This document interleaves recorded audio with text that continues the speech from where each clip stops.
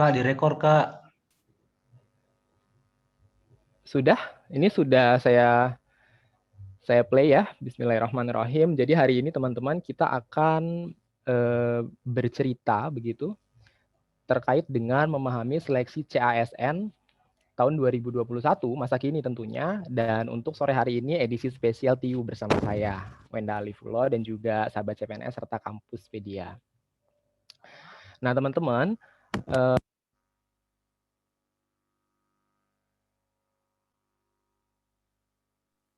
Kak, maaf suara hilang lagi, Kak. iya, jadi berikutnya sebelumnya izin memperkenalkan diri, tadi sudah disinggung juga. Ya, nama saya, kemudian saya lahir 18 Februari 1994. Sampai sini terdengar dengan jelas? Terdengar, Kak. Oke. Jelas, Kak. Nanti saya minta tolong konfirmasinya ya Kak Claresta ketika saya tanya jelas atau enggak, takutnya nanti enggak jelas gitu. Kemudian ini pendidikan saya, teman-teman. Jadi saya adalah lulusan pendidikan matematika di UPI Bandung dan saya ngambil program profesi di Universitas Riau. Kemudian riwayat mengajar karena saya seorang pendidik, ini adalah riwayat mengajar saya dimulai dari SMP Negeri 3 Lembang, SLB untuk Tunarungu di Cicendo Bandung, kemudian SMA 1 Kerinci Kanan, SMA Plus Provinsi Riau. Dan sekarang saya ada di SMP Negeri 3 Pangkalan Kerinci, Kabupaten Pelalawan, Provinsi Riau. Nah, sebelumnya seperti yang sudah dijelaskan oleh Kak Claresta, saya adalah seorang YouTube content creator yang spesialnya membahas tentang ada 3, yakni inspirasi, edukasi, dan motivasi. Edukasi salah satunya yang saya share di YouTube saya adalah terkait dengan CPNS ini. Jadi saya banyak sekali share informasi, cara menjawab soal, dan lain sebagainya di YouTube saya. Berikutnya, ini adalah moto hidup saya, teman-teman. Jadi moto hidup saya adalah melakukan yang terbaik hari ini akan membawamu ke tempat terbaik di masa depan. Jadi sekali lagi, melakukan yang terbaik hari ini akan membawamu ke tempat terbaik di masa depan. Ini yang selalu bikin saya semangat. Nah, langsung saja ya teman-teman. Kita mulai dengan ini dia informasi apa sih itu seleksi CPNS. Nah, terkait dengan apa itu seleksi CPNS, mungkin sebagian dari teman-teman di sini sudah pada familiar dengan apa itu CPNS. Kemudian lagi, kenapa sih sekarang ini kan lagi heboh-heboh nih di dunia per CPNS-an, tadi seperti yang Kak Clarissa sudah bilang di awal, ada yang namanya P3K nih, ada yang baru lagi nih yang namanya P3K. Itu tuh gimana sih ceritanya gitu. Nah, jadi di sini akan coba saya jelaskan kepada teman-teman semua. Pertama teman-teman, jadi posisi CPNS itu sendiri ya. Jadi pertama itu pelayan publik di Indonesia itu kita sebutnya sebagai ASN atau aparatur sipil negara.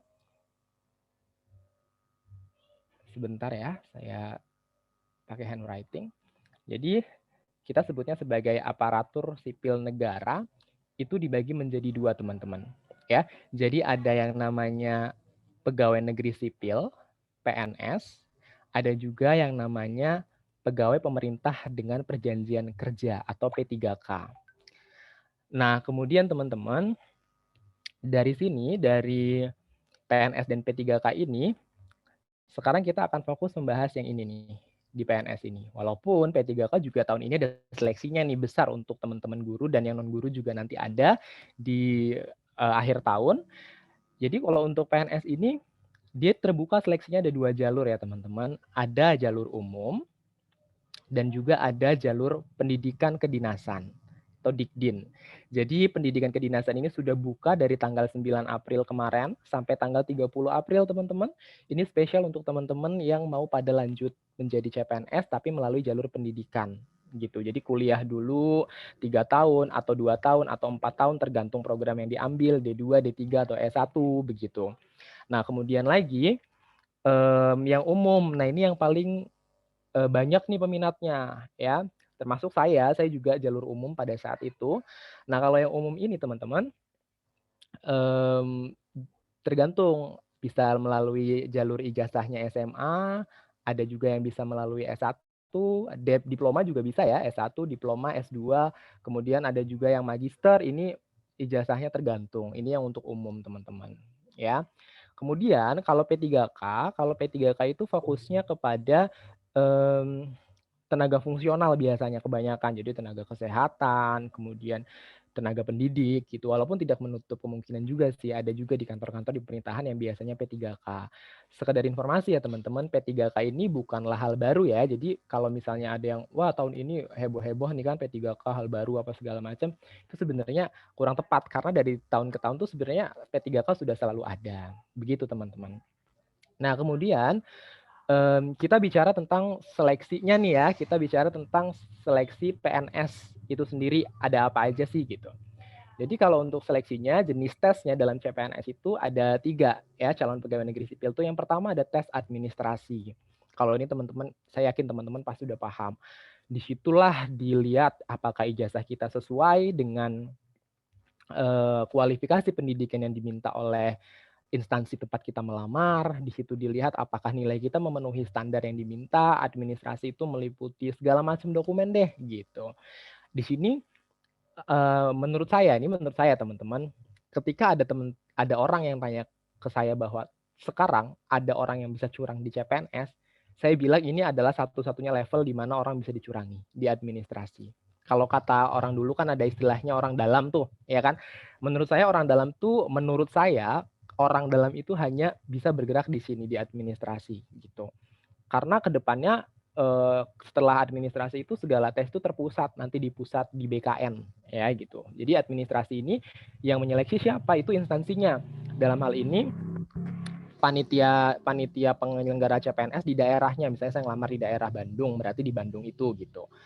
Nanti setelah sudah tes administrasi dan kita dinyatakan lulus, ini sekalian saya share tipsnya. Kalau di administrasi teman-teman pastikan apa yang kamu apply, formasi yang kamu lamar itu sesuai dengan kualifikasi pendidikan kamu. Karena kalau enggak, kamu nggak lulus. Kemudian yang kedua, pastikan semuanya terupload dengan baik. Karena kalau misalnya tidak terupload dengan baik, itu juga nggak lulus. Kemudian yang ketiga, administrasi ini terkait dengan termasuk tanggal lahir nih, kesesuaian. Biasanya seleksi CPNS itu diizinkan untuk teman-teman yang usianya 35 tahun ke bawah, artinya maksimum 35 tahun. Kalau sudah lebih dari 35 tahun, teman-teman nggak bisa. 35 tahun lebih sehari aja teman-teman nggak bisa. Jadi ini ada tips teman-teman. Ini share berdasarkan rekan ngajar saya waktu itu di seleksi CPNS tahun 2018 bareng sama saya waktu itu. Usianya itu 34 tahun. Ketika di rentang pendaftaran, dia belum daftar juga nih, beliau belum daftar juga. Di pertengahan tuh beliau ulang tahun ke 35. Beliau sudah bikin akun tapi belum finishing, belum apply gitu loh. Ketika dia sampai di usianya ke 35 tahun, hari ini dan besoknya dia mau apply, itu gagal karena sistemnya kan terkomputerisasi, otomatis. Di situ dikatakan sistem bahwa usia Anda melebihi 35 tahun. Itu kan sayang banget. Artinya ini tips buat teman-teman yang memang nanti pada saat masa-masa pendaftaran itu sempat ada yang ulang tahun ke 35, pastikan teman-teman silahkan upload atau finishing berkas di awal-awal. Itu tips dan itu saya temukan dari lapangan gitu. Jadi itu bisa nanti teman-teman bagikan kepada yang lainnya. Kemudian seleksi yang kedua itu adalah SKD, seleksi kompetensi dasar. Namanya juga kompetensi dasar ya, artinya ini adalah kompetensi minimum banget yang harus dimiliki sama seorang aparatur sipil negara. Nah, jadi di sini itu tesnya sama untuk semua formasi apapun, itu tesnya sama, tidak ada satupun yang sesuai dengan bidangnya masing-masing. Misalnya dokter itu nggak ada tes di sini tentang kesehatan tuh nggak ada. Jadi di sini semua tesnya sama. Tingkat kesulitan, sepengalaman saya tingkat kesulitan itu hanya dibedakan kalau nggak salah jenjang SMA itu berbeda tingkat kesulitannya dengan jenjang S1 dan S2, sarjana dan magister itu dibedakan. Kemudian tes yang ketiga kalau teman-teman sudah lolos administrasi, teman-teman lolos SKD, tes yang ketiga berikutnya adalah SKB atau seleksi kompetensi bidang. Nah, di seleksi kompetensi bidang ini, nanti teman-teman kalau misalnya sudah lolos akan ada beberapa jenis tesnya. Ini berbeda-beda teman-teman. Kalau tadi administrasi, SKD itu semuanya sama, nanti di SKB ini sudah mulai berbeda-beda tergantung instansinya. Ambil contoh ya, misalnya untuk Kemenkumham, untuk formasi penjaga tahanan itu biasanya mereka ada tes kesemaptaan, kemampuan diri, tes fisik kalau kita biasa bilang. Kayak gitu. Kemudian untuk teman-teman yang jurusannya yang ngambil pendidikan juga nih. Kalau saya kan pendidikan, tapi di pendidikan formal di Kemendikbud ya, tapi kan ada juga guru untuk Kementerian Agama. Nah, pengalaman dari teman-teman saya yang di Kementerian Agama itu tesnya beda juga gitu. Ternyata mereka selain ngerjakan soal SKB, dalam hal ini bidangnya masing-masing, mereka dapat tambahan tes teknis, yakni tadi kalau guru ngajar kayak gitu-gitu, yang teman saya tadi dapat tes ngajar, kemudian dapat tes wawancara juga, itu double-double tuh teman-teman. Jadi itu tergantung sama instansinya. Jadi tidak bisa disamaratakan proses seleksinya. Kalau sudah di SKB itu sudah balik lagi ke instansinya. Kalau untuk dosen sendiri di SKB ini biasanya mereka dipanggil ke universitas yang bersangkutan.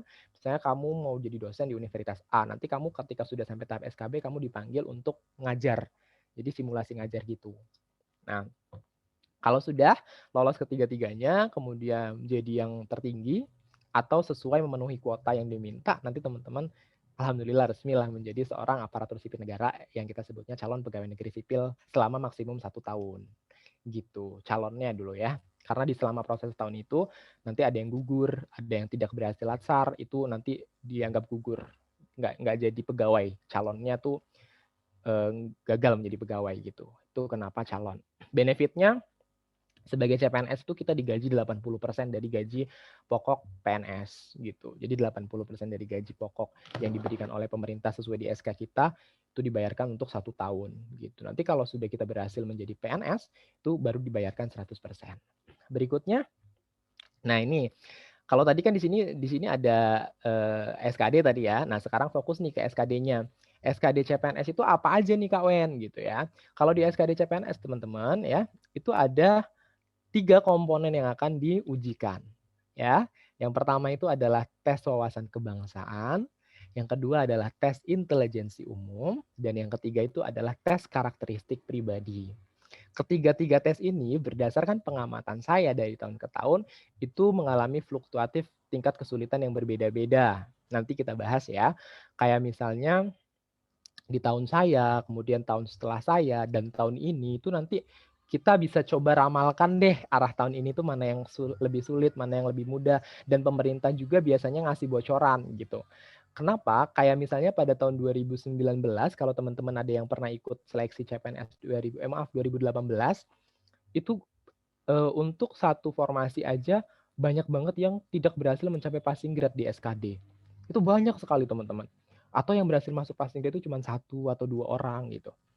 Ternyata tingkat kesulitannya itu di situ setelah ditelaah itu ada di TKP-nya. Sehingga akhirnya pemerintah bikin kebijakan si TKP-nya ini dipermudah di tahun berikutnya. Kemudian di komponen lainnya ditingkatkan kesulitannya, yang kayak gitu-gitu. Nah, untuk tahun ini nanti teman-teman bisa cari informasinya kira-kira mana nih yang dipersulit dan mana yang dipermudah gitu. Kemudian kita berfokus ya dari 3 tes tadi, ada TWK, tes wawasan kebangsaan, kemudian ada itu 30 soal, kemudian ada apa namanya, TIU, itu 35 soal biasanya, berarti sudah 65 soal, kemudian sisanya lagi 35 soal itu TKP, tes karakteristik pribadi. Nah, sekarang yang akan fokus dibahas sama saya, sama Kak Wenda itu adalah tentang TIU-nya teman-teman, ya. Kak, kenapa nggak bahas TWK atau TKP? Nanti teman-teman kalau misalnya sudah join sama grup kita, kemudian ada webinar lagi atau ada kelas lagi, nanti teman-teman bisa join untuk kelas-kelas yang lainnya, gitu. Nah, pertama ini teman-teman, ini saya izinkan mau di-screenshot boleh, mau terserah lah, mau dicatat juga boleh. Ini sudah saya kelompokkan. Sebelumnya kalau teman-teman yang belum tahu kenapa Wenda Alifulo bikin ini, siapa sih Wenda Alifulo bikin ini, kalau yang sudah tahu ya pasti udah paham bahwa saya adalah kolektor soal di seleksi tahun 2000, tahun yang terakhir nih, 2000 berapa? 2019 ya.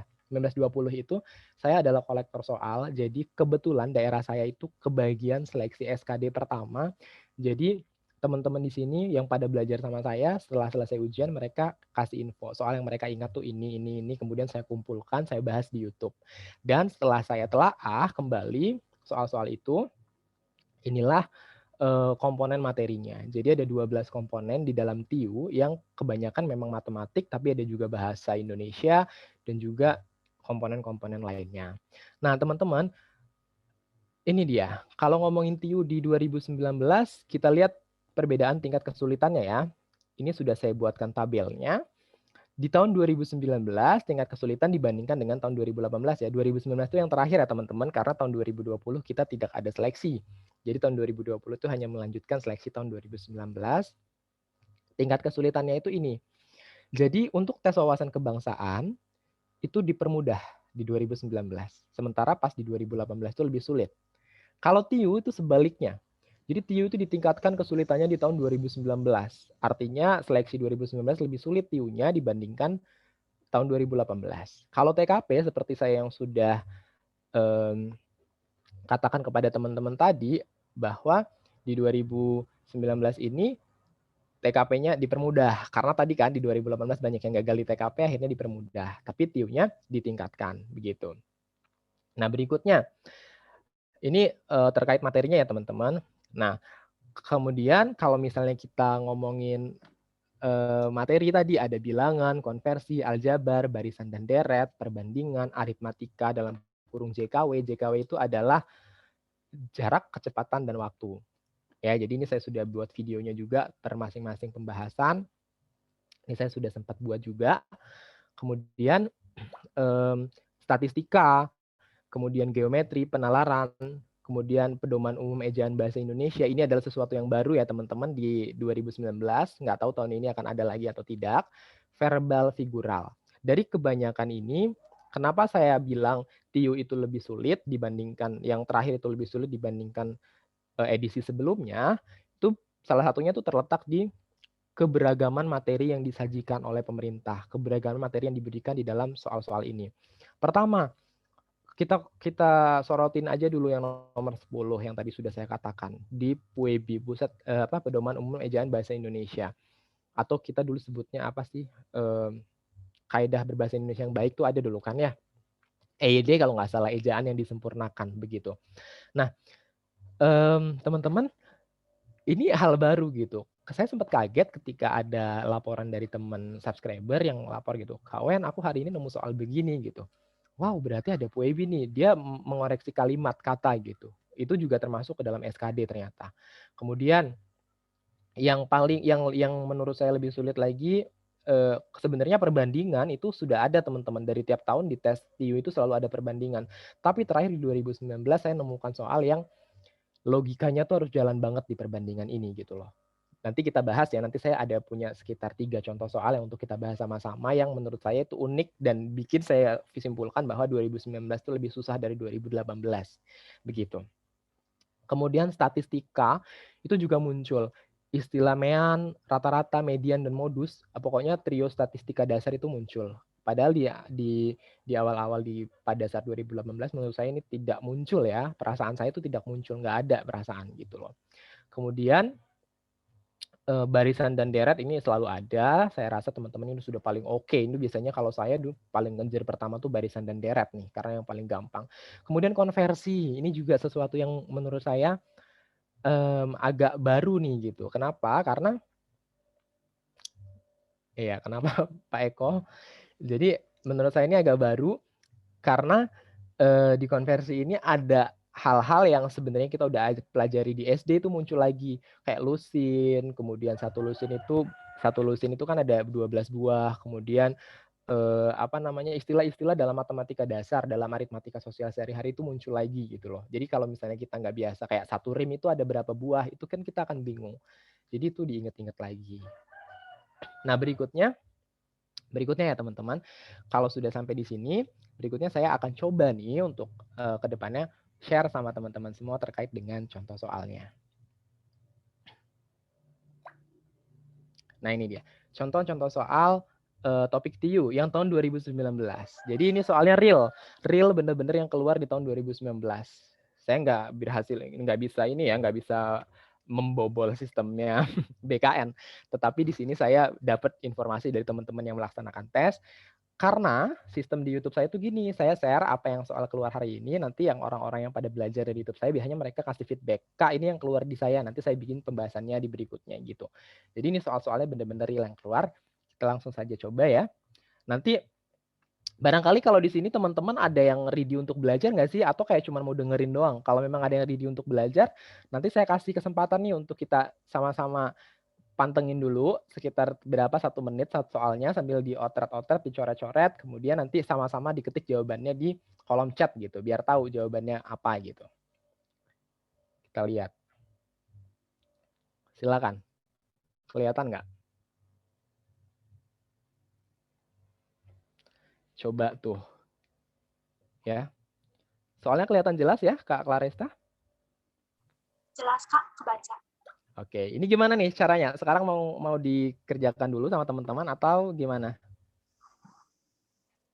Kerjakan sebentar boleh, Kak? Boleh, silakan. Boleh Kak Melda. Yuk. Ini gampang nih. Kalau saya nih sekian detik selesai.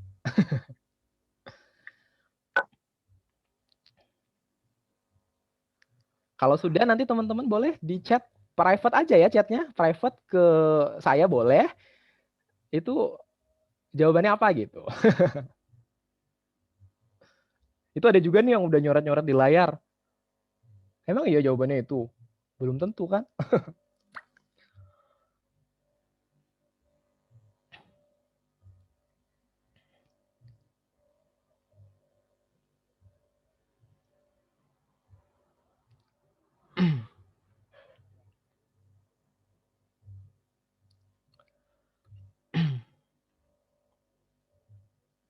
Tampaknya udah pada aktif ya, Kak, di chat Zoom. Jawabannya Kak, C, Kak. C, oh iya udah pada nol semua nih sepertinya. Coba ya, kita coba untuk bahas. Kita coba untuk bahas jawabannya kira-kira apa. Ini saya share ya, saya share pembahasannya juga sekalian.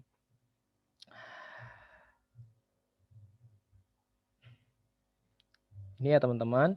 Jadi tadi udah banyak nih yang pada jawab C. Kalau ini gampang, ini rata-rata pasti udah pada tahu ini adalah berdasar banget. Tinggal P sama dengan 2X tambah 2. Kemudian kita bandingkan dengan Q. Q adalah 6Y kurang 3. Kemudian substitusikan nilai X-nya adalah 2,5. Nanti kita substitusikan nilai Y-nya adalah 3. Sekarang kita masukkan atau kita substitusikan. B-nya itu 2X, X-nya 2,5. Berarti 2 kali 2,5 tambah 2. Kemudian untuk Q-nya itu ada 6Y. Y-nya 3, berarti 6 kali 3 kurang 3. Dari sini kita tahu bahwa P-nya adalah 2 kali 2,5 itu 5. Ya, 2,5 kali 2 kan 5. Tambah 2, Q-nya itu adalah 6 kali 3, 18 kurang 3. Jadi nilai P-nya adalah 7 dan nilai Q-nya adalah 15. Ya, 7 sama 15. Kemudian kita hubungkan, kita bandingkan keduanya. Jadi jelas dari sini adalah P sama Q lebih besar Q-nya ya. Kalau lebih besar berarti itu yang kita makan, begini. Nah, kebetulan itu di jawaban, perhatikan ya teman-teman. Di jawaban itu ada yang C sama yang D. Itu sama ya. Berarti tadi mungkin ada kesalahan ketik atau apa, pokoknya di yang jawab C boleh, yang jawab Q juga, yang jawab D juga boleh karena di situ sama aja yang diperbesar. Kalau yang C itu notasinya adalah P kurang dari Q, yang D notasinya adalah Q lebih besar dari P. Itu kedua-duanya betul. Nanti, tapi saya pastikan ketika nanti di tes CPNS itu nggak akan ada dualisme seperti ini. Jadi jawabannya adalah yang jelas Q-nya lebih besar dari P atau P-nya kurang dari Q. Begitu. Ini gampang, ini masih sangat-sangat mudah menurut saya. Kemudian lagi, kita coba untuk soal yang berikutnya ya teman-teman. Soal yang berikutnya ini teman-teman boleh dicobain. Ini dia. Persediaan makanan untuk 6 ekor kambing pada suatu peternakan akan bertahan selama 2 minggu. Apabila kambing bertambah menjadi 8 ekor, akan bertahan berapa lamakah persediaan makanan tersebut? Jadi persediaan makanan untuk 6 ekor kambing pada suatu peternakan akan bertahan selama 2 minggu. Apabila kambing bertambah menjadi 8 ekor, akan bertahan berapa lamakah persediaan makanan tersebut? Oke. Kalau misalnya sudah jelas, atau sudah nemu jawabannya, nanti boleh di-share ya. Kak, kayaknya kalau bisa tintanya jangan warna kuning agar coret-coretannya jelas. Warna apa dong bagusnya? Tadi yang kuning nggak jelas ya? Ini bisa lebih bold kali, Kak, ukurannya. kelas. Oke, oke.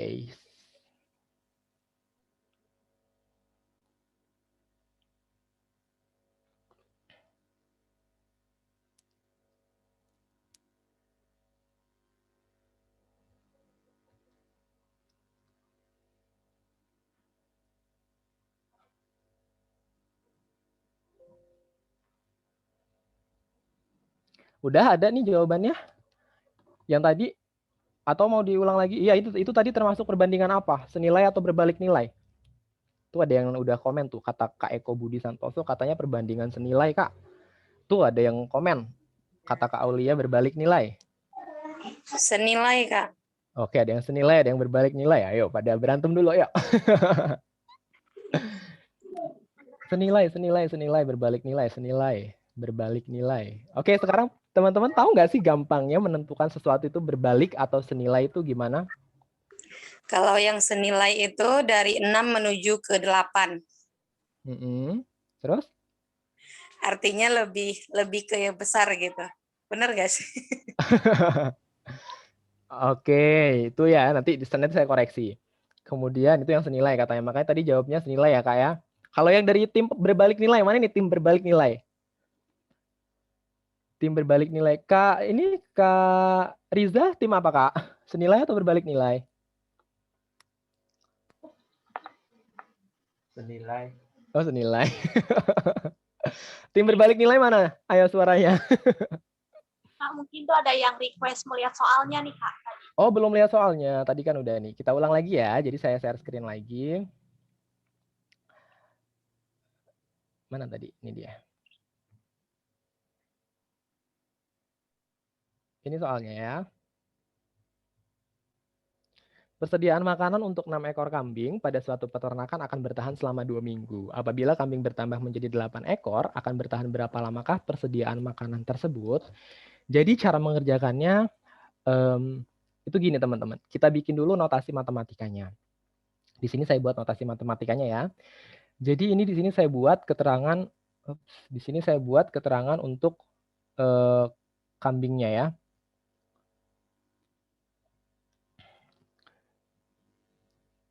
Di sini saya buat keterangan untuk kambing. Ini mohon maaf ya, ternyata pilihan warnanya nggak banyak kalau di handwriting-nya langsung dari PowerPoint gitu. Mungkin kalau misalnya pakai Canvas bisa kali ya. Atau di sini aja nggak apa-apa nih, teman-teman maunya gimana? Kalau saya sih nyaman gini sih, kuning kelihatan kalau di saya ya, nggak tahu kalau di teman-teman.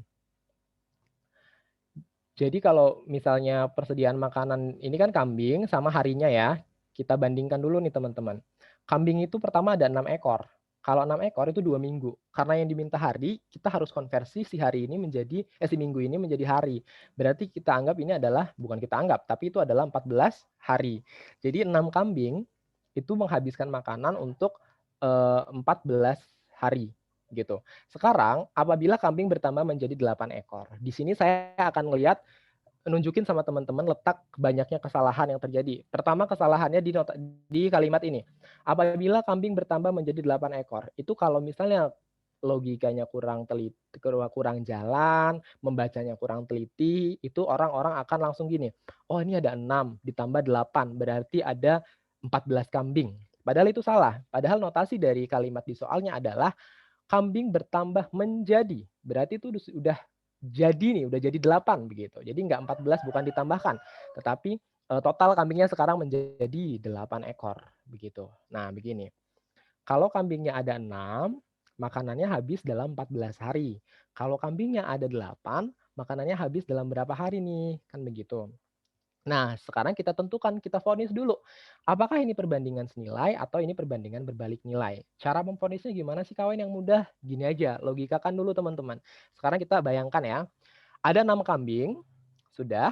6 kambing ini makanannya habis dalam 14 hari. Jadi kita bayangkan punya rumput segudang dan sama 6 kambing ini habis dalam 14 hari. Pertanyaan saya adalah, kalau kambingnya tinggal 1, apakah makanan yang untuk 14 hari itu akan bertahan lebih lama atau lebih cepat? Lebih lama. Lebih lama ya. Lebih lama. Iya, karena kan kambingnya cuma 1 gitu loh. Artinya ketika kambingnya makin dikit, harinya makin besar. Jadi bisa aja satu kambing itu akhirnya satu gudang itu dihabiskan dalam 20 hari, misalnya begitu. Ya kan? Artinya begini, ini juga terjadi di sini. Ketika kambingnya makin banyak, berarti makanan di gudang itu yang awalnya 14 hari untuk 6 kambing, ketika kambingnya dimasukin jadi 8 ditambah 2 lagi, otomatis harinya akan berkurang, ya kan? Akan lebih sedikit.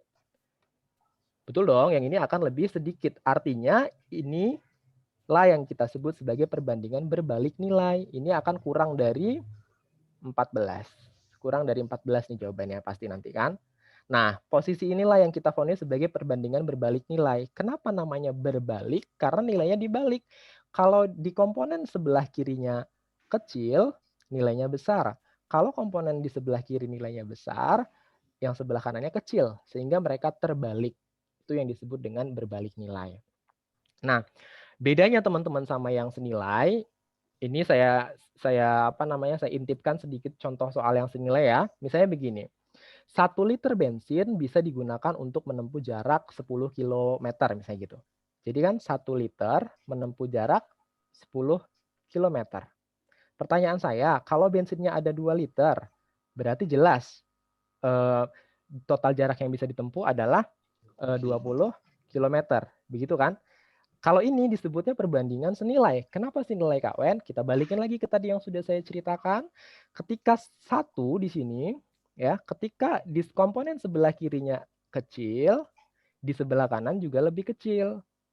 Ketika di komponen sebelah kiri lebih besar dari rekannya, ini rekannya ya, ini sama, ini satu kelompok sama rekannya, maka di komponen sebelah kanannya itu juga lebih besar. Artinya kecil sama kecil, besar sama besar. Karena sama itu disebut senilai.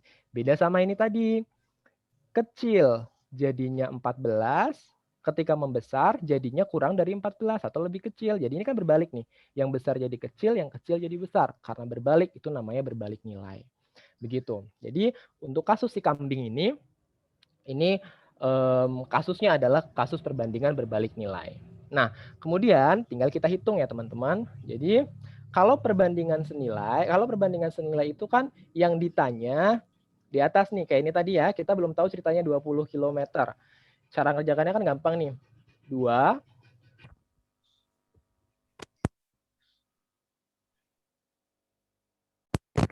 cara mengerjakannya ini kan 2, kemudian per 1, satunya dari mana? Dari sini ya, 2 per 1 dikali 10. Ini 2 per 1 atau 2 bagi 1 kan 2, 2 kali 10 itu 20. Makanya dapatnya 20. Nah, kalau misalnya perbandingan berbalik nilai untuk soal kasus si kambing ini, itu sebaliknya. Kalau tadi yang ditanya yang di atas, sekarang yang diketahui yang di atas. Yang diketahui di sini kan komponennya ini nih. Kalau 6 jadinya 14, kalau 8 jadinya berapa? Ini 6-nya yang di atas. Karena ini yang diketahui, yang jadi poin kunci. Jadi 6 per 8 dikali 14. Kalau teman-teman susah mengalihkan angka-angka besar, kalau saya nih ya, tips dari saya ketika saya waktu itu melaksanakan TIU, kalau angkanya besar dan bisa disederhanakan, ini saya sederhanakan dulu. Ini kan sama-sama atas sama bawah bisa dibagi 2. Jadi saya di sini dapat 3, di sini dapat 4 dikali 14 gitu.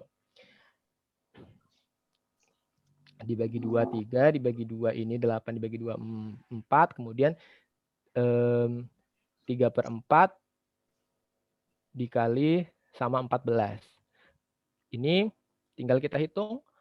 14 dikali 3 itu adalah 42 dibagi 4. Ini masih bisa kalau malas ngitung lagi. Ini kalau saya kan orangnya termasuk malas menghitung nih. Lebih suka pakai logika. Jadi ini saya perkecil lagi.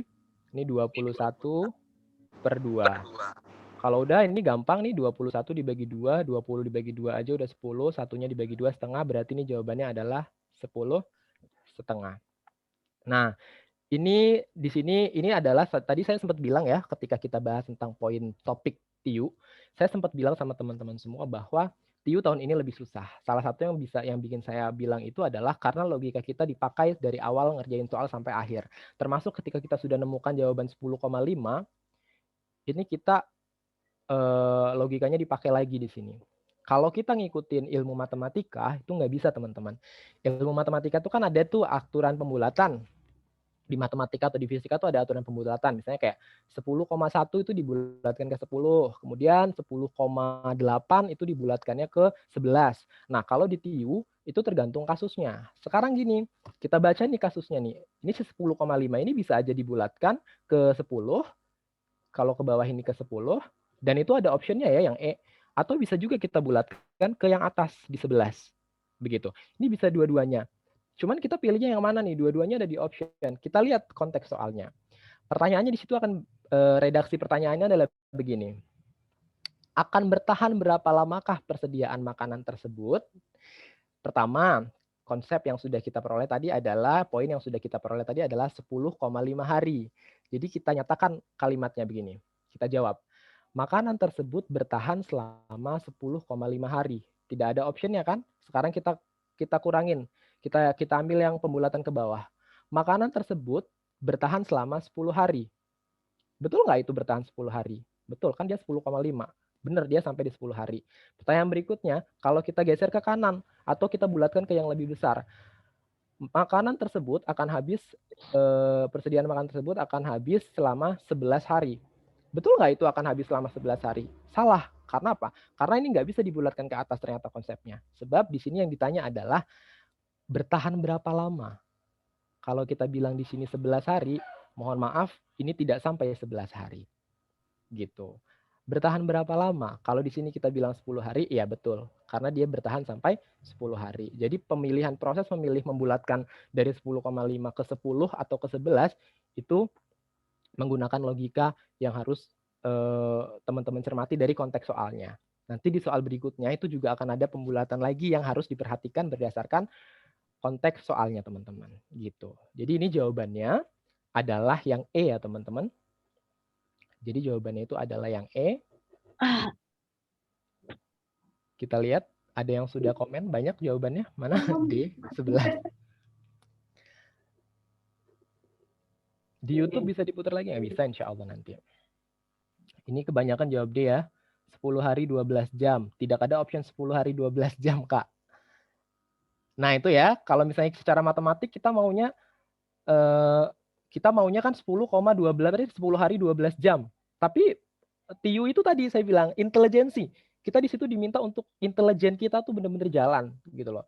Nggak si teman-teman si pembuat soal nggak akan ngasih teman-teman kesempatan untuk kayak anak SMP loh ya. Kalau anak SMP itu kan kita kasih soal A, jawabannya harus ya A gitu. Kalau di sini ingat kita lagi di tes intelijensi kita, tes intelijensi umum kita. Jadi kita logika kita di situ harus jalan.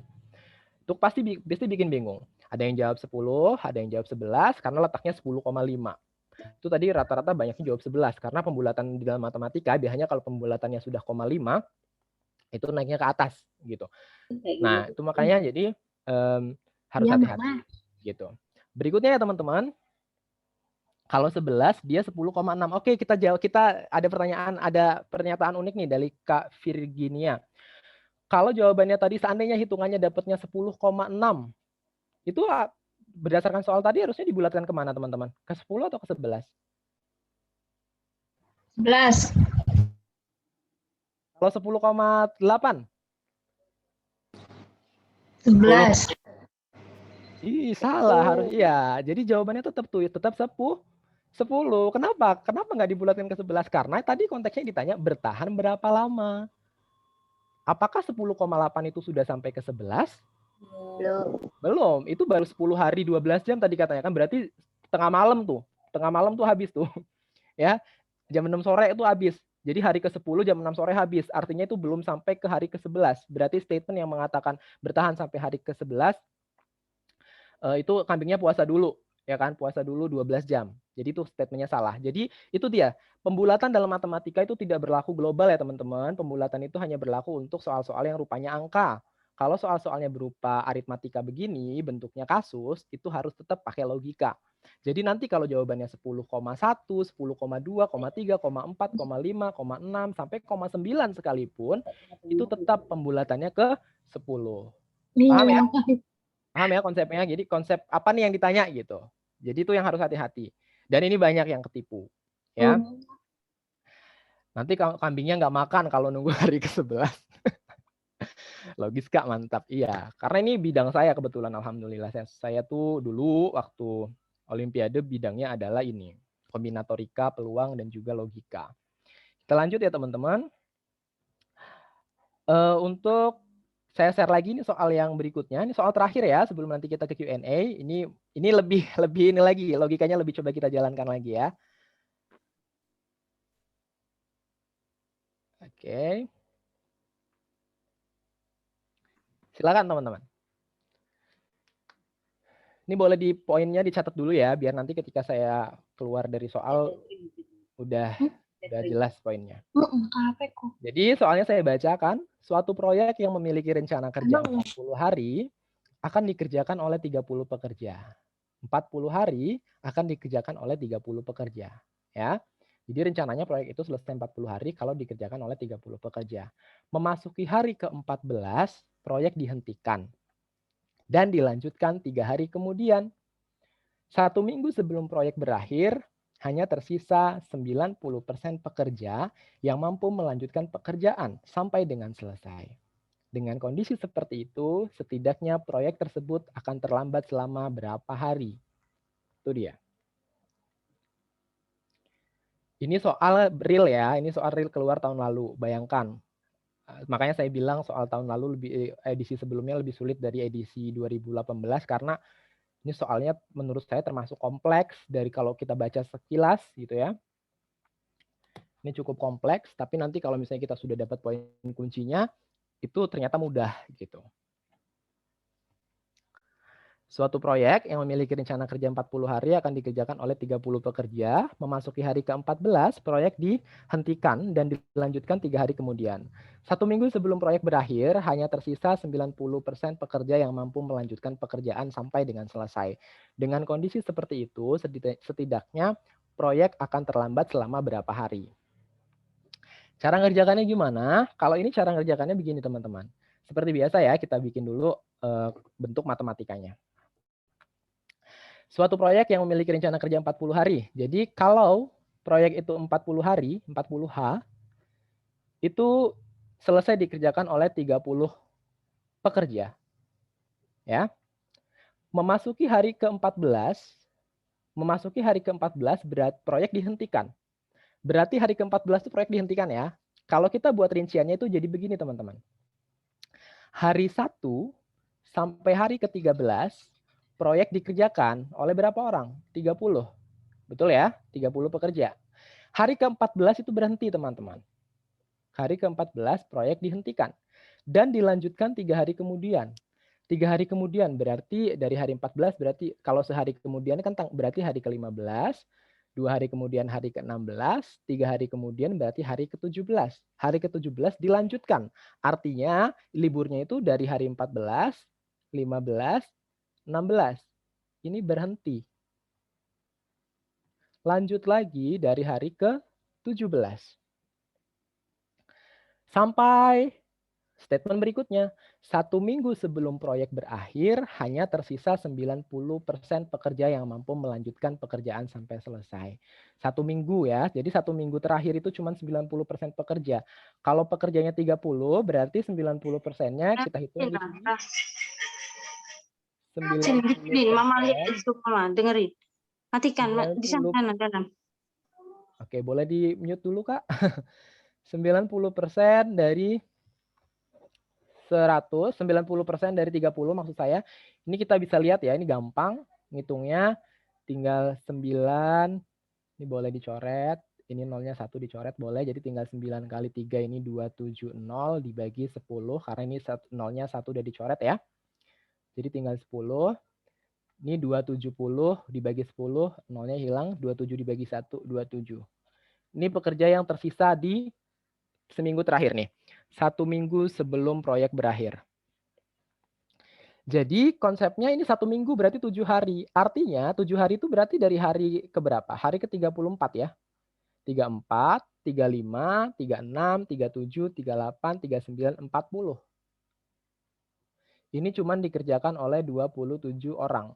Berarti yang ini dari hari ke-17 tadi ketika proyek dimulai setelah berhenti di awal, itu 17 sampai hari ke-33. Ini proyek dikerjakan oleh 30 orang. Kalau misalnya udah kita konsepkan seperti ini, udah kita bikin poin apa namanya, kalau saya bilangnya sih ini adalah konsepnya ya, bahasa matematikanya begitu. Jadi kalau sudah kita bikin gini, ini baru kelihatan nih arahnya kemana. Jadi kita lihat di sini. Ternyata dari hari 1 sampai hari 13, itu kan ada totalnya 13 hari. Kemudian dari hari 17 sampai hari 33, ini totalnya ada berapa nih? 17 hari. 33, 17, ya.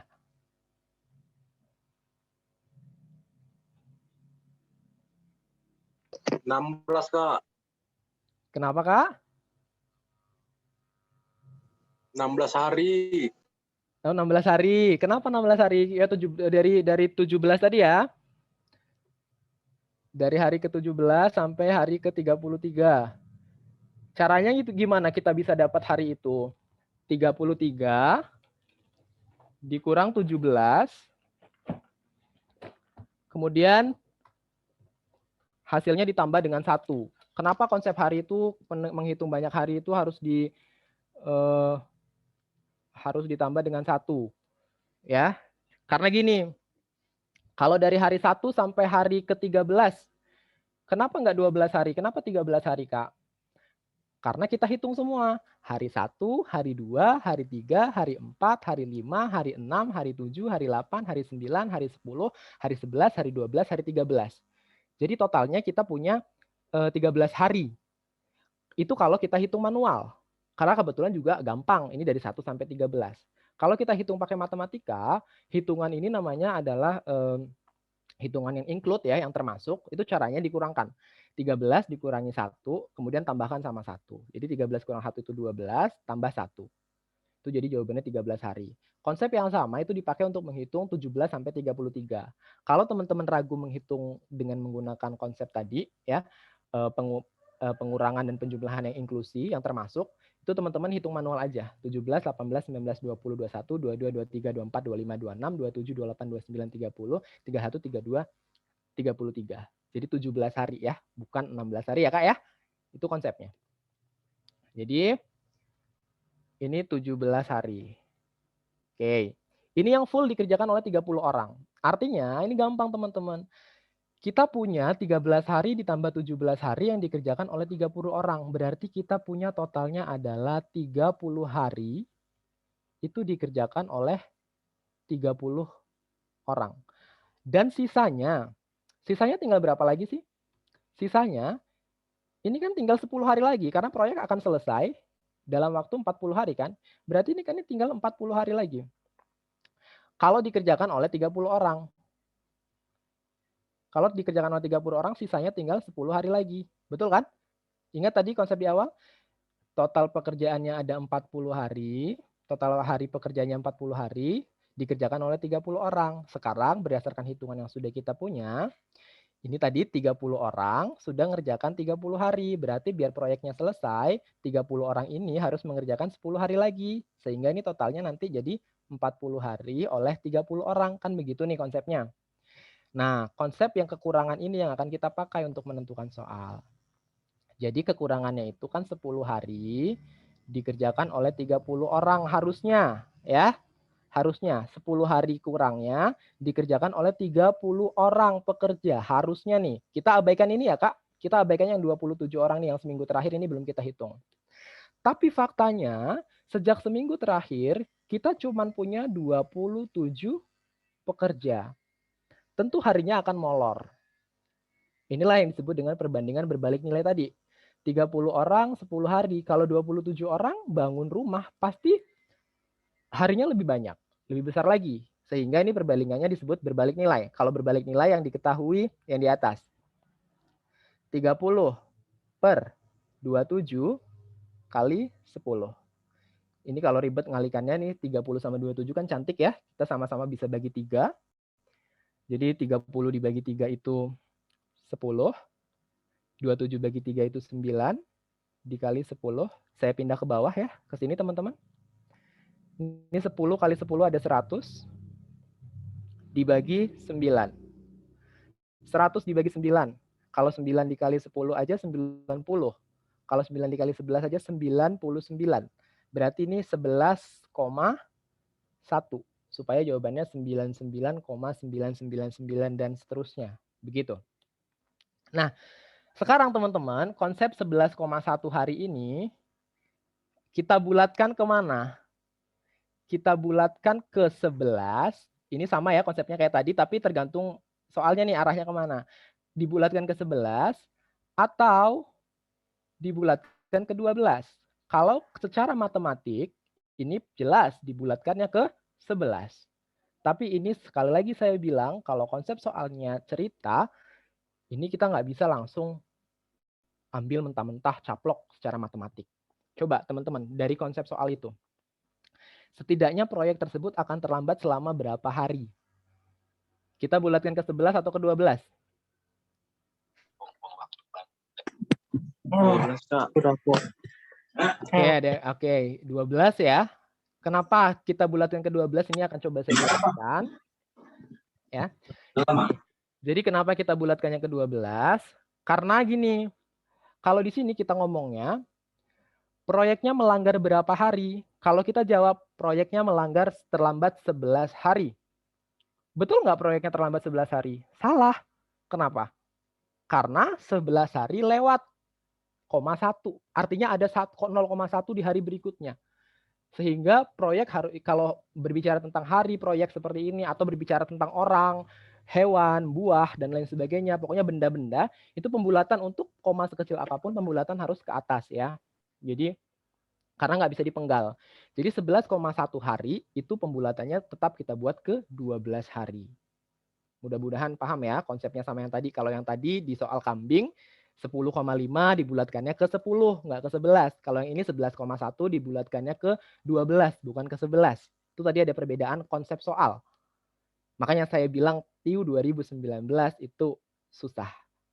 Pada saat itu saya bilang ini cukup complicated gitu loh. Karena logikanya benar-benar harus dipakai. Nah, akhirnya kita sudah sampai ke kesimpulan ini 12 hari. Ya. Belum selesai karena di pilihan juga nggak ada nih kan. Kita pakai nih yang ini teman-teman. Dari 12 hari ini, seminggunya sudah dipakai di sini kan? Nih, 34 sampai 40 ini kan udah dipakai nih. Udah dipakai, 7 harinya udah dipakai sama 27 orang. Berarti tinggal tersisa berapa hari lagi yang belum selesai? 5 hari lagi. Berarti hari ke-41 sampai ke 45. Ya, jadi 41 sampai 45 itu dikerjakan juga oleh 27 orang. Karena kan mau nggak mau ketika proyek berhenti tanggal 14, 15, 16, proyeknya berhenti nih. Yang melanjutkan kan tim yang tersisa di hari ke-40, yakni 27 orang. Karena statement mengatakan 1 minggu sebelum proyek berakhir hanya tersisa 90% pekerja yang mampu melanjutkan pekerjaan sampai selesai. Berarti pekerjaan sampai selesai cuma boleh sama 90% ini, sama 27 orang ini. Jadi hari ke-41 sampai ke-45 itu juga dikerjakan oleh si 27 orang ini. Sehingga tambahan harinya yang harusnya 40 hari, dia jadi 45 hari. Artinya dia melanggar 5 hari. Itu dia. Agak berat ya, dari yang mudah tadi sampai ke yang sedang, sampai ini yang terakhir menurut saya cukup lumayan berat. Gitu teman-teman. Ya. Jadi nanti kalau misalnya ada hal-hal yang mau ditanya nanti kita bahas ya. Berikutnya saya mau share untuk ini tips dan TIU by Wenda Alifulo. Ini terakhir dari saya teman-teman. Jadi tips dan trik dari saya ya. Kebetulan waktu TIU saya cuman salah 2 dan saya tahu salah saya itu ada di mana. Jadi dari semua yang saya coret, yang semua yang saya kerjakan itu benar. Karena saya sadari saya salah di gambar. Karena pada saat itu soal gambarnya menurut saya susah. Saya nggak nemu sampai detik terakhir saya nggak nemu. Dan saya yakini kayak soal ini salah gitu. Dan benar ternyata 2 soal yang saya tandai salah itu yang memang salah gitu loh. Sisanya alhamdulillah betul. Nah, tips yang pertama dari saya adalah nih ya, bagilah waktu dengan baik ya teman-teman. Jadi saya berharap teman-teman semua yang ada di sini itu bisa membagi waktunya dengan baik. Harus punya trik ya teman-teman. Jadi nggak bisa semuanya itu fokus ke tadi kan di SKD itu kan ada TWK, ada TIU sama TKP. Nggak semuanya oke aku karena aku sukanya sama TWK, aku harus maksimum di TWK, tapi nggak teman-teman nggak punya waktu untuk di TIU atau di TKP. Jadi bagilah waktu dengan bijak. Itu yang bisa saya sampaikan kepada teman-teman semua, ya. Kemudian lagi yang kedua adalah kerjakan dari yang paling mudah menurut kamu. Ini kerjakan dari yang paling mudah menurut kamu, itu juga sama sebenarnya berkaitan sama poin yang pertama tadi, bagilah waktu dengan bijak. Kita itu jangan terlalu terpaku ya teman-teman. Jangan terlalu terpaku sama satu soal. Ini berkaitan sama yang ketiga. Pastikan semua soal terbaca. Bagi waktu dengan bijak, kalau saya dulu 90 menit waktu SKD, itu saya bagi menjadi yang paling gampang, TWK, TIU, TKP. Ini tiap orang beda-beda ya. Ada orang yang kuat di TWK, kuatnya di TIU, atau kuatnya di TKP. Teman-teman pasti udah tahu kalau aku kuatnya di TIU. Karena TIU aku paling kuat, jadi aku cuma ngasih waktu di TIU itu sekitar 25%. 25 menit maksudnya. Begitu. Kemudian TWK sama TKP, aku memang udah dari awal mikir gitu, kayaknya TKP ini paling susah.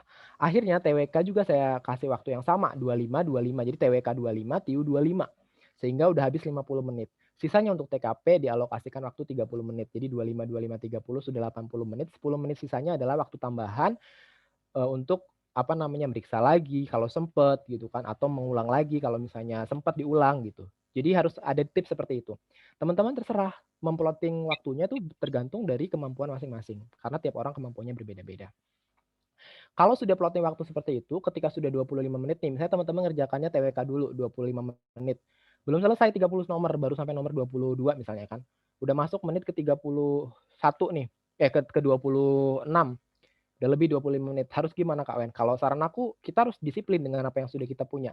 Karena kita sudah menentukan 25, ya 25 berikutnya setelah 25 menit pertama harus pindah ke TIU. Gitu. Ya. Kemudian setelah 50 menit harus 25 menitnya di TIU, mau nggak mau harus pindah ke TKP. Walaupun TIU-nya belum terselesaikan semua hitungannya. Kayak gitu. Supaya kita disiplin dengan apa yang sudah kita buat. Kemudian ngerjainnya nggak harus duluan mana TWK, mana TIU, mana TKP. Ini nggak bisa, bukan jawaban mutlak ya. Kalau teman-teman ada di posisi aku gitu yang sukanya TIU, pada waktu itu aku TIU nomor terakhir gitu. Tapi ada juga teman aku yang paling nggak suka TIU, dia buat TIU itu pertama gitu. Jadi ketika nanti waktu terakhir masih ada sisa, dia balik lagi ke TIU gitu. Kalau aku justru karena TIU ini paling mudah, aku letak di akhir. Yang susah itu yang pertama TKP, jadi itu 30 menit pertama fokus di TKP. Habis waktunya 30 menit, aku langsung ke TWK 25 menit. Dan terakhir aku di TIU gitu. Ketika waktunya masih ada tersisa, ya kan, 10 menit yang waktu toleransi tersisa itu, balik lagi untuk menyelesaikan soal-soal yang tadi. Kemudian kerjakan dari yang paling mudah menurut kamu. Dari 35 soal itu ada yang paling mudah ya teman-teman. Hati-hati letak soal yang paling mudah itu bisa jadi pertama, kedua, ketiga. Naik dari mudah sampai gampang. Ada juga bisa jadi soal mudah itu ada di tengah-tengah. Biasanya orang mencari itu barisan deret ya, karena barisan dan deret itu adalah sesuatu yang mudah. Itu ada di tengah-tengah atau di ujung, di akhir tuh kita nggak tahu. Jadi kalau teman-teman terlalu terpaku, artinya nggak melaksanakan poin ketiga, semua soal terbaca. Ini kalau tidak semua soal terbaca, teman-teman nggak bisa menentukan mana soal yang mudah. Artinya nanti teman-teman rugi. Ketika ternyata udah waktunya mepet, pas buka soal berikutnya, wah soalnya mudah, ini bisa dikerjakan, tapi karena waktunya kurang, akhirnya nggak terkejar. Jadi tips dari aku adalah pastikan teman-teman membaca semua soal. Baca semua soal.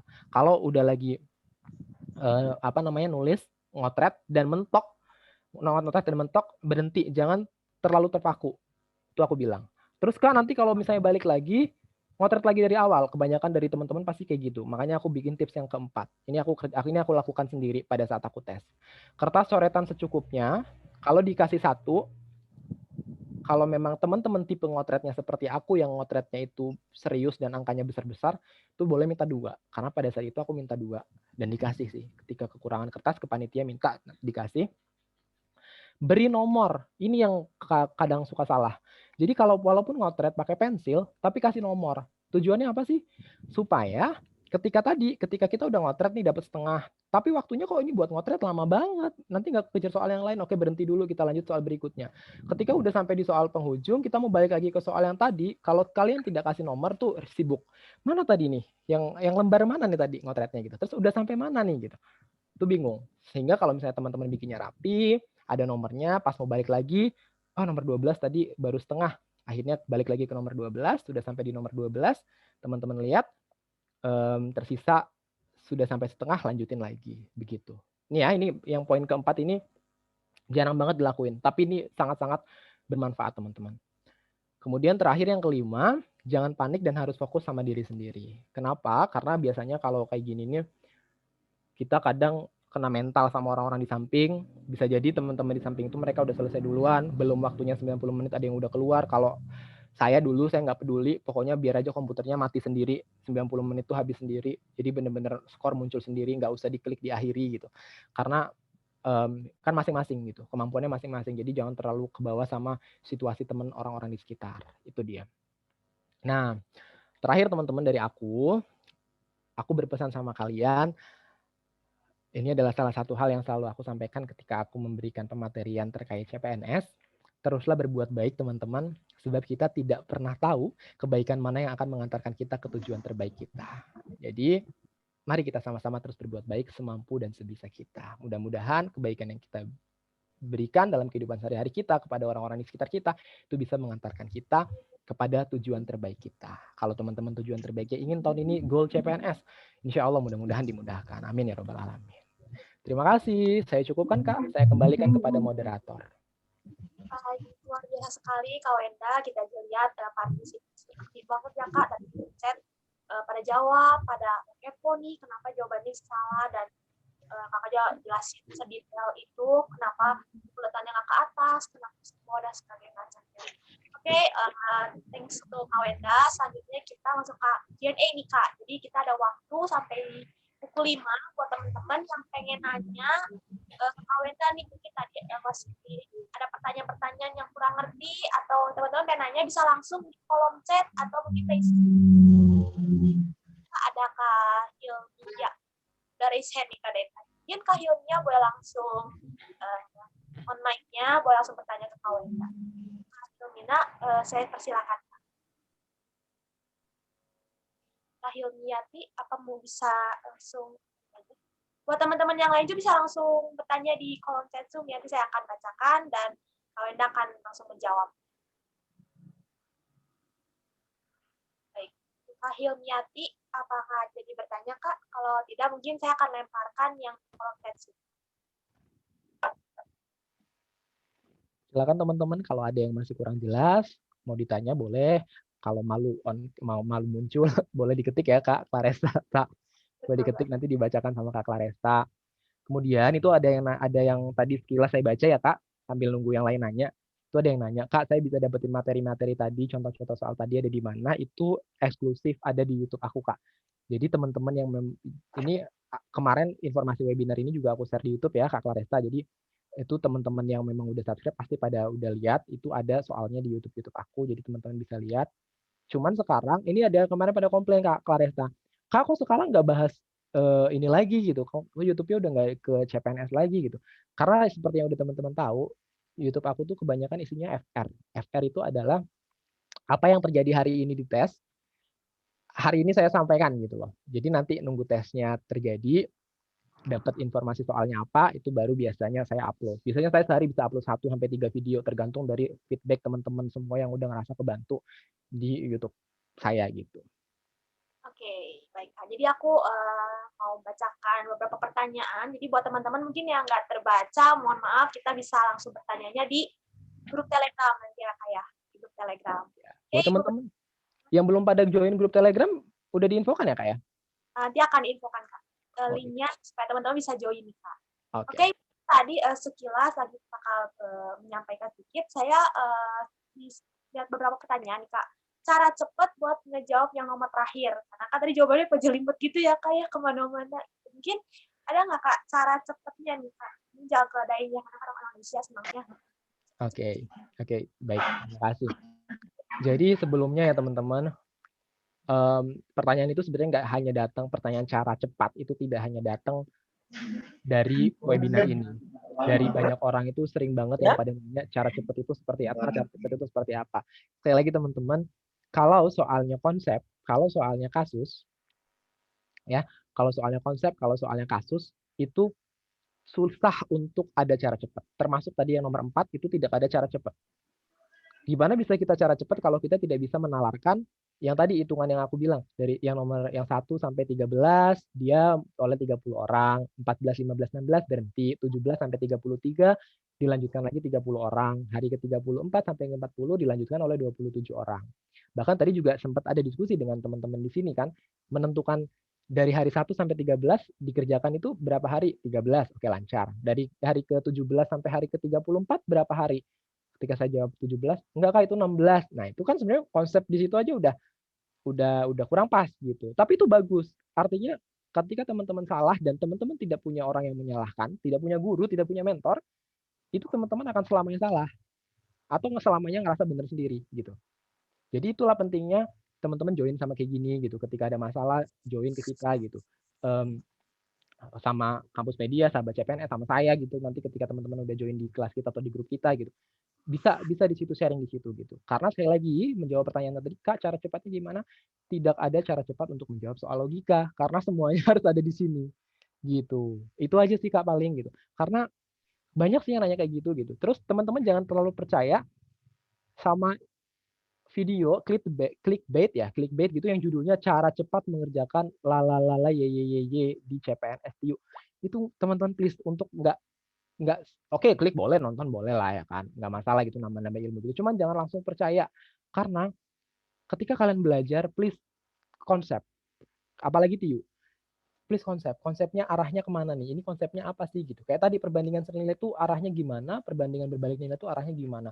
Please konsepnya yang dipahami. Jadi ketika soalnya mau dibalik, ditendang, dibanting, diputer, itu kalau udah paham konsepnya itu insya Allah bisa.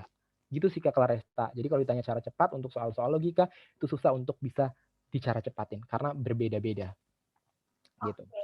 Jadi mungkin bisa disimpulkan balik lagi diri kita, bagaimana kita manage waktu ya Kak ya. Oke, jadi tadinya ada pertanyaan nih Kak, kalau udah beres SKD itu apa muncul skornya langsung atau enggak nih Kak? Muncul, jadi nggak usah bermimpi-mimpi buruk. Karena langsung di depan mata ya kan. Kadang kalau misalnya nggak muncul skor ya, kalau teman-teman guru pasti paham yang udah pada seleksi PPG, kita tes selesai kita nggak tahu skornya berapa, tiba-tiba 3 bulan atau setahun kemudian keluar pengumuman rekannya dipanggil lolos gitu, kita nggak lolos gitu karena di situ tidak ada skor yang muncul gitu. Kalau di sini kita muncul di layar kita, muncul juga di layar depan ruang tunggu itu dimunculkan. Dan sekarang itu di tahun kemarin di tes terakhir itu udah mulai keren di live streaming. Jadi seleksinya itu di live streaming skornya, jadi balap-balapan itu di live streaming di YouTube. Jadi keluarga boleh nonton. Gitu. Jadi kita nggak akan sempat kepikiran sama hasilnya bakal gimana kayak gitu-gitu. Dan langsung keluar share gitu. Jadi teman-teman udah bisa langsung mengukur ini bakal lolos atau enggak gitu. Kalau zaman aku dulu pas SKD itu banyak banget yang nggak lolos. Karena tadi soalnya susah banget kan. Soalnya tuh susah banget yang TKP. Jadi banyak berhamburan berjatuhan di TKP gitu. Jadi banyak udah selesai tuh langsung aja pada pulang gitu. Pas pengumuman nggak lolos ya udahlah, orang udah nggak lolos pas Inggris pasti nggak lolos. Ternyata karena kesulitan itu nggak dialamin cuma di daerah tempat aku tes, tapi di seluruh Indonesia kan akhirnya BKN ngasih pengumuman bahwa yang nggak lolos pun akan tetap di ranking untuk memenuhi kuota gitu. Karena BKN ngerasa sendiri gitu bahwa TKP-nya terlalu susah untuk menyeleksi. Akhirnya bisa deh gitu. Jadi tadi ya jawabannya kesimpulannya adalah langsung to the point. Kalian klik atau itu selesai langsung muncul. TWK-nya berapa, TIU-nya berapa, TKP-nya berapa. Itu kenapa aku bisa langsung jawab, waduh aku salah 2 nih gitu. Pada saat itu. Nambah ya kayak waktu ngeklik gitu. Oke, buat teman-teman yang masih mau nanya, ini panjang banget waktunya. Kita masih 16.49 sampai jam 5 nih teman-teman. Jadi yang masih mau bertanya, boleh langsung di kolom chat room. Yang pengen langsung bertanya, bisa langsung raise hand. Terus ini Kak, tadi aku lihat, gimana sih Kak cara biar bisa langsung memahami soal TKP yang katanya panjang-panjang nih Kak? Oke, kalau misalnya soal TKP yang ceritanya panjang kali lebar kali tinggi, ini tips yang aku selalu kasih ke teman-teman yang belajar sama aku di YouTube dan sebagainya, aku selalu bilang bahwa kondisikan kita ada di posisi si pemeran di dalam soal itu gitu. Kan kadang pemerannya itu kan pakai tokoh ya, ada namanya siapa gitu, misalnya Wenda atau siapa gitu kan sedang melakukan ini. Jadi kondisikan kita ada di situ. Kemudian jawablah pertanyaan itu yang paling gampang gini, paling banyak manfaatnya dibandingkan mudorotnya gitu kali ya. Jadi paling banyak manfaatnya, paling banyak positifnya, karena nilai TKP itu kan sebenarnya nggak ada yang salah, nilainya 1-5 gitu. Dari yang 5, 4, 3, 2, 1 gitu. Jadi kita the best version of yourself gitu. Yang paling bagus dari diri kita itu mana sih gitu. Gitu sih Kak, jadi tipsnya adalah seperti itu. Oke, mungkin tadi yang bertanya peserta bisa langsung pahami ya cara triknya. Oke Kak, tadi juga ada yang pertanyaan masuk, saya bacakan. Tips belajar TWK yang baik gimana ya Kak? Soalnya susah banget buat menghafal. Terus ada yang nanya juga nih Kak, butir Pancasila itu apa ya Kak? Karena sok keputar-putar Pancasila nih Kak. Oke. Tahun lalu itu ini untuk tahun lalu ya, TWK itu gimana Kak? Karena susah banget buat menghafal. Menurut aku justru tahun lalu itu sangat sedikit sekali soal hafalan. Jadi semuanya itu implementasi kayak nilai butir-butir Pancasila dalam kehidupan sehari-hari gitu. Yang artinya itu nggak perlu dihafal, tapi kita paham aja maknanya gitu. Ketuhanan yang Maha Esa itu berarti kaitan kita sebagai manusia, sebagai pribadi berhubungan kepada Tuhan gitu kan, saling menghormati agama, pokoknya ada kaitannya sama agama, sama ketuhanan, itu letaknya di sila ke-1, biasanya kayak gitu. Jadi kalau aku pribadi, tadi dari awal aku udah bilang bahwa Wenda Livuro itu bukan tipe orang yang suka ngapal, Wenda Livuro bukan tipe orang yang suka ngitung, jadi lebih suka logika, lebih suka nalar, dan lebih suka paham. Jadi butir-butir Pancasila itu menjawab pertanyaan yang berikutnya juga, butir-butirnya susah dihafal yang ada sekian banyak tuh ya, itu susah dihafal, sebenarnya lebih cari garis besarnya aja sih. Kayak tadi konsep itu tuh ada di kepala kita gitu. Oke, sila pertama itu harus ada kaitannya dengan ketuhanan nih. Apa aja nih poin-poinnya itu kita sadari gitu. Oke, ini berarti nanti berkaitannya sama ketuhanan yang Maha Esa gitu. Kemudian susah banget buat menghafal. Ya kalau aku bilang tadi TWK tahun lalu itu menurut aku kayaknya dikit banget yang ngafal. Karena kebanyakan lebih kepada implementasi butir-butir Pancasila. Kalau zaman aku dulu masih ada yang ngafal. Jadi zaman aku dulu ini sedikit cerita teman-teman, saking randomnya TWK di zaman aku. Pasti teman-teman udah hukum alam buat kita ya. Kita mau tes, kita nanya teman kita yang udah tes dapat soalnya apa. Kemudian kalau bisa kita jawab juga soal-soal yang dia keluar gitu. Sampai ada poin ini, aku ingat banget, bahkan ini udah berlalu berapa tahun? 4 tahun udah berlalu nih Kak, tapi aku masih ingat. 3 tahun berarti 2018 ya. Itu berlalu tapi aku masih ingat karena aku sempat nanya ke temen gitu kan. Tentang ASEAN, Association of Southeast Asian Nation, itu keluar nggak sih di TWK gitu. Karena gosip-gosipnya keluar. Semua teman-teman di lingkungan di sekitar aku bilang nggak akan keluar gitu.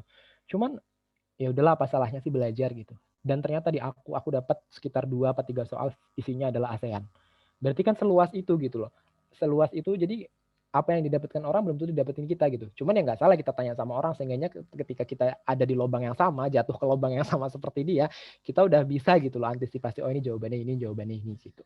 Jadi, dan itu tuh hafalan. Jadi tadi ya, kenapa aku bilang tahun lalu itu aku bilang lebih gampang, karena logika dibandingkan tahun aku tuh ada hafalan. Kalau hafalan kan susah kan, kayak itu sesuatu yang pasti hafalan itu. Kalau kita sekali ngeklik salah ya salah gitu loh.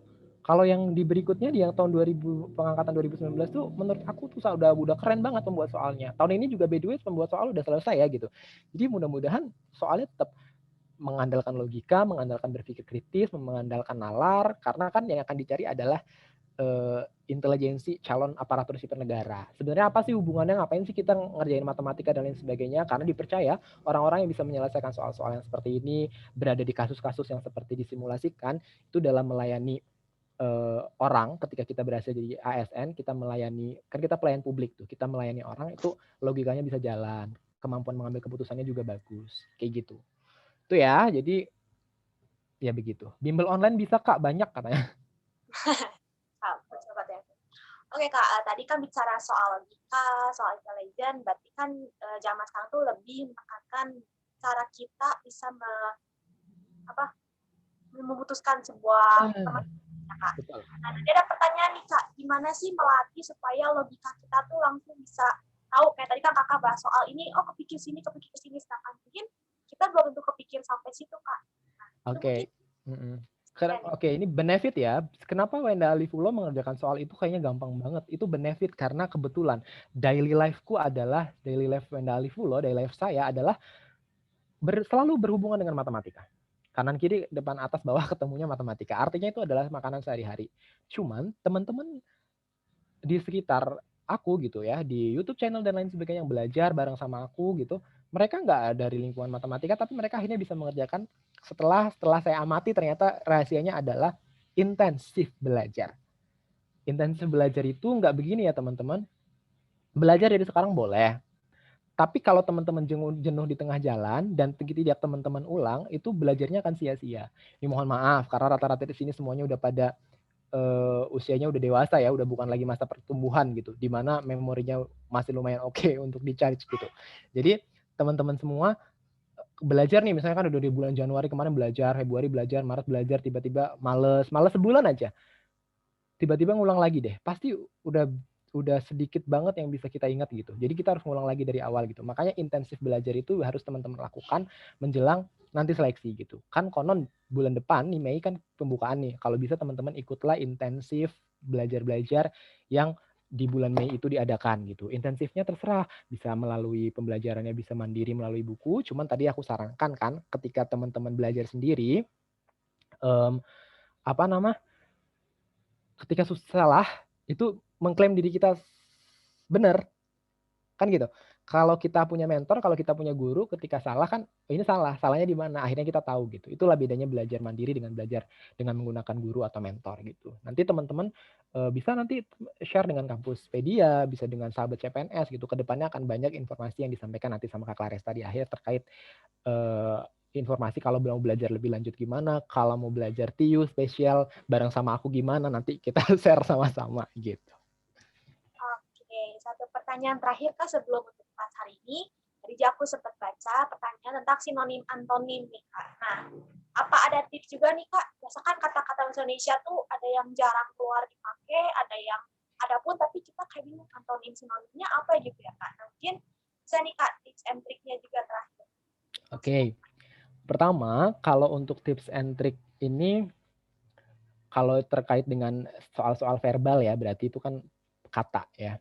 Untuk sinonim atau antonim, pertama memang yang paling gampang itu adalah kita tahu artinya. Kita tahu makna dari kata itu apa.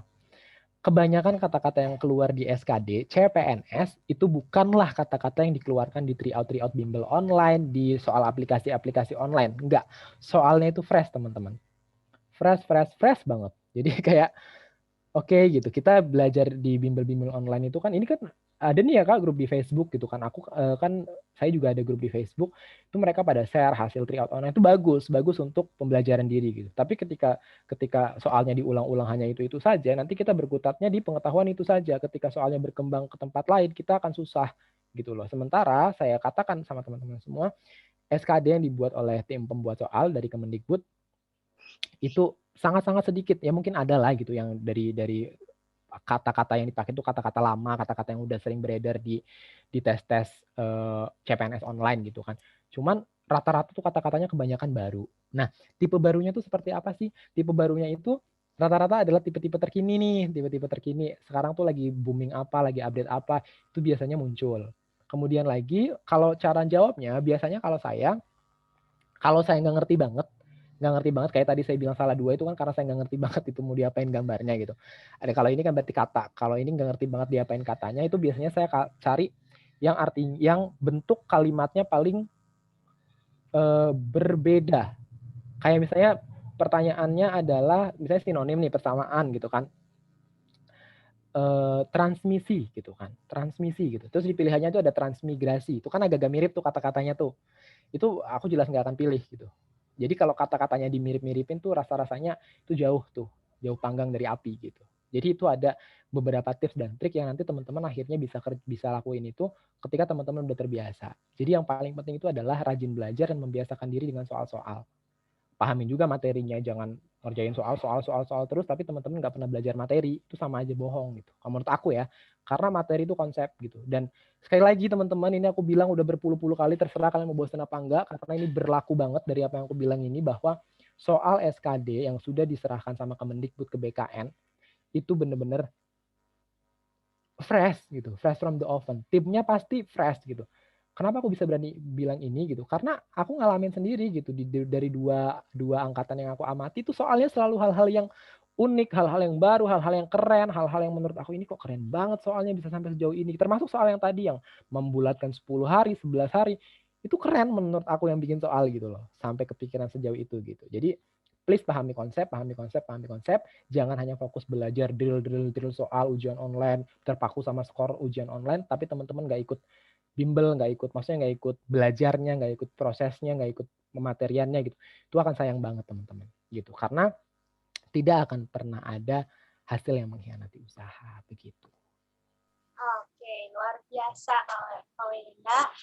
Oke, teman-teman, kita udah selesai sesi Q&A-nya karena waktunya menunjukkan 17.01, sebagai kita akan maghrib juga jam 6. Oke, buat teman-teman, thank you banget, kelasnya selesai kan, tapi teman-teman tetap stay dulu.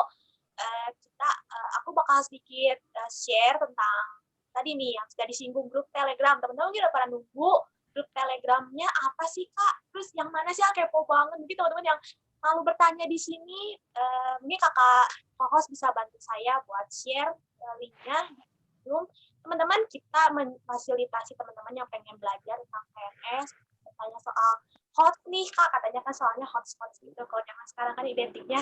Nah teman-teman ada linknya di kolom chat Zoom, teman-teman bisa langsung klik, bisa langsung join.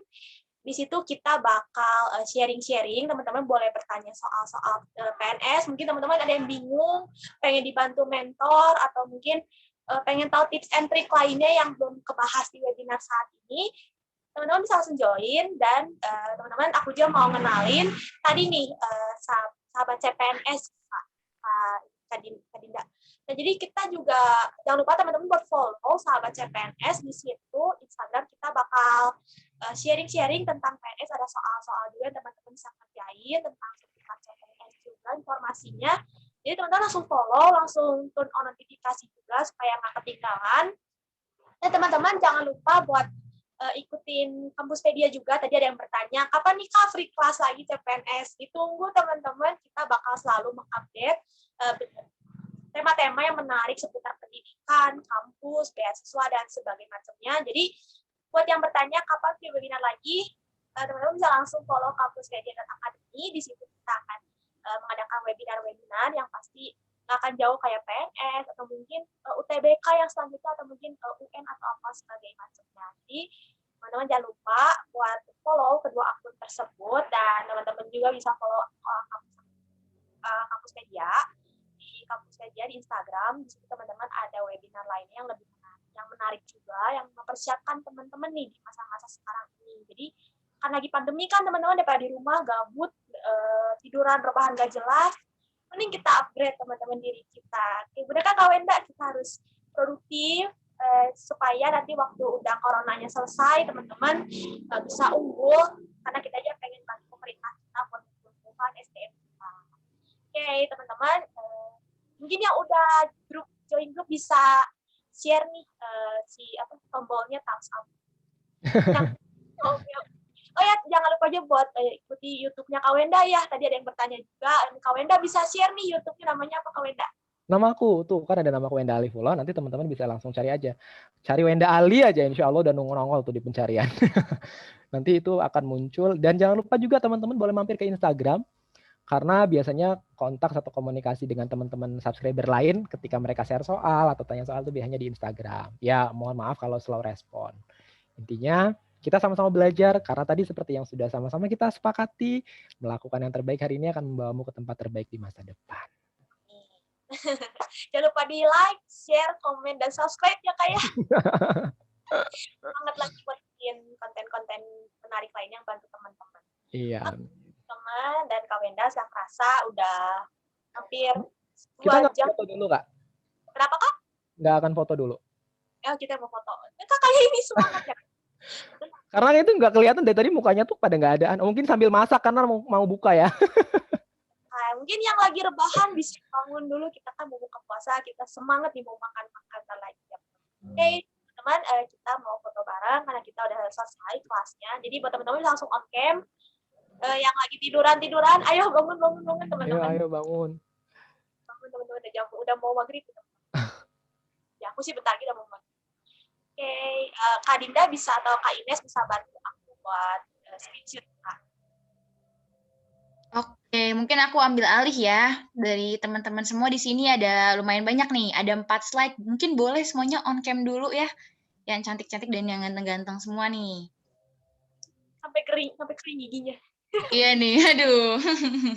Masih kita tunggu nih teman-teman. Karena banyak banget ya slide-nya sampai 4 loh. Mungkin yang mau Wah. Kak Wenda mau benerin rambut. Iya nih teman-teman rapi-rapi dulu mungkin boleh nih. Wah, Nanti bakal keren di-upload di banget. Instagram aku. Ayo, siapa tahu pada nongol mukanya nanti. Wih, ini udah kelihatan nih. Slide 1, slide 2 semuanya udah on cam nih. Slide Mungkin 3, di slide teman-teman slide 3 mau on cam juga kah? Boleh banget. Oke, nah mungkin segini ya. Aku mau screenshot dulu teman-teman di slide 1. Aku hitung mundur ya semuanya ya. 3, 2, 1. Oke, siap lagi teman-teman mungkin di slide 2. Oke. Sebentar.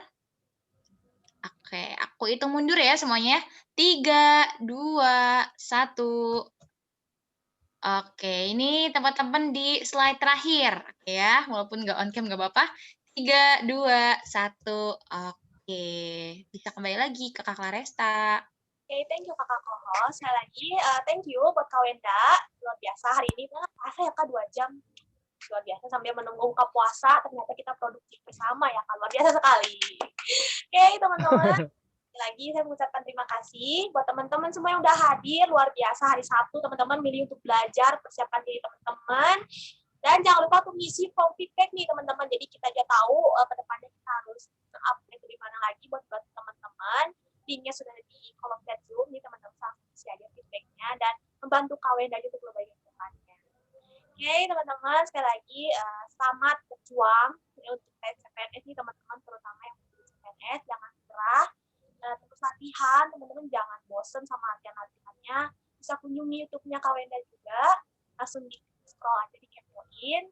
Dan teman-teman tetap produktif, jaga kesehatan teman-teman di masa-masa sekarang ini, tetap jaga protokol kesehatan, dan tetap ikuti aturan pemerintah ya teman-teman. Kita buat si virus corona ini, jadi kita bisa balik lagi, rasain lagi normal.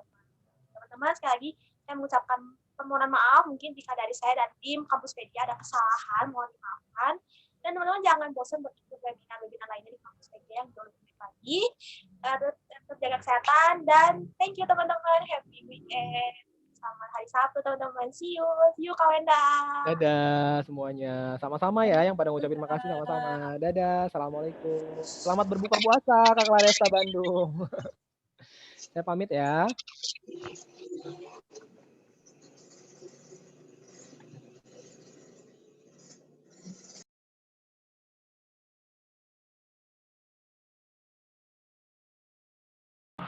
Kasih teman-teman semua.